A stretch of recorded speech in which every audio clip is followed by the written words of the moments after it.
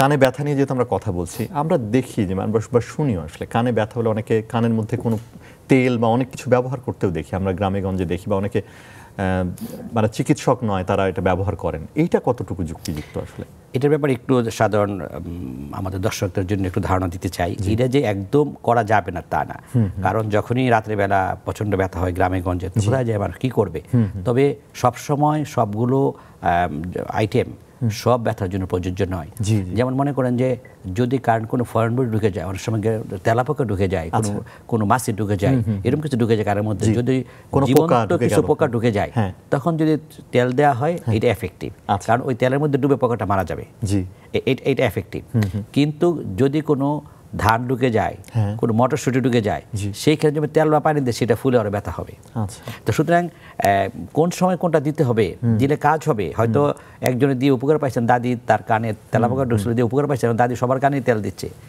সুতরাং সব কিছু প্রযোজ্য না। যদি স্পেসিফিক সমস্যার কারণে স্পেসিফিক জিনিস ইউজ করা যায় তাহলে উপকার পাওয়া যাবে, সেটা না, অন্যথায় তার ক্ষতি বেশি হবে। জি, কারণ আপনি বলেন যে তিনটা অংশ কানে, এবং বিশেষ করে মধ্যকর্ণ বা অন্তকর্ণ, তারা ইনফেক্টেড হলে সেখান থেকে এটা আরো ভেতরে। জি, আপনি জানেন যে অন্তকর্ণটা হচ্ছে ব্রেনের অংশ। আচ্ছা, ব্রেনের একটা পার্টই হচ্ছে অন্তকর্ণ।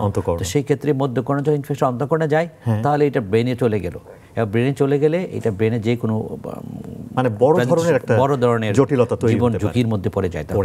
তো আমরা একটু আসি যে এই যে পর্দার যে সমস্যাটা, এটার চিকিৎসা কিভাবে আসলে সম্ভব? এটা কি ওষুধ দিয়ে হবে নাকি এটার জন্য আপনার অপারেশন দরকার হয়? এটা নির্ভর করছে যে কোন পর্যায়ে আমাদের কাছে প্রেজেন্ট করে। কানের এই পর্দা ছিদ্রটা আমাদের কাছে প্রেজেন্ট করে, বাট এটার বিভিন্ন টাইপ এবং বিভিন্ন পর্যায়ে আছে, তার ভিত্তিতে আমরা চিকিৎসা করে থাকি।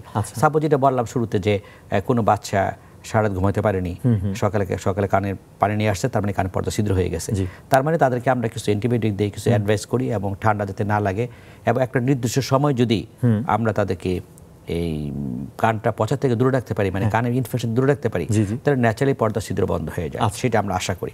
তো এটা একটা ট্রিটমেন্ট হতে পারে। বা কোনো কারণে আঘাতজনিত কারণ আমাদের কাছে আসে, ওই যে একটু বলতেছিলাম যে কানে যদি কেউ আঘাত পায় সেক্ষেত্রে কানে পর্দা ছিদ্র হয়ে যেতে পারে। আঘাতজনিত কারণে পর্দা ছিদ্র থাকে, সেইটা সাধারণত যদি আমরা কিছু নিয়ম মেনে চলি, কান ইনফেকশন হতে না দিই, সেই ক্ষেত্রে তো একটা 2 মাস 3 মাস পরে কিন্তু ম্যাক্সিমাম ক্ষেত্রে সেটা হিল হয়ে যায়। তো এইসব কারণে যদি পর্দা একটা নির্দিষ্ট সময় পরে হিল না হয়, 3 মাস 6 মাস, তাহলে জীবনের কোনো পর্যায়ে হিল হওয়ার সম্ভাবনা নেই। তো সেই ক্ষেত্রে কিন্তু আমাদেরকে সেটাকে সার্জারির দিকে যেতে হয়। এবং আমরা কানে পর্দা ছিদ্র বন্ধ করার জন্য সিম্পল সার্জারি, যেটাকে বলে আমরা মায়োনিগোপ্লাস্টি, সেটা কিন্তু আমাদের সারা দেশে অহরহ হচ্ছে। এবং সেটা যদি আমরা সার্জারি করে নেই এবং পর্দা যদি হিল হয়ে যায়, তাহলে কিন্তু সারা জীবনের জন্য ওনার কানটা প্রোটেক্টেড হয়ে গেল।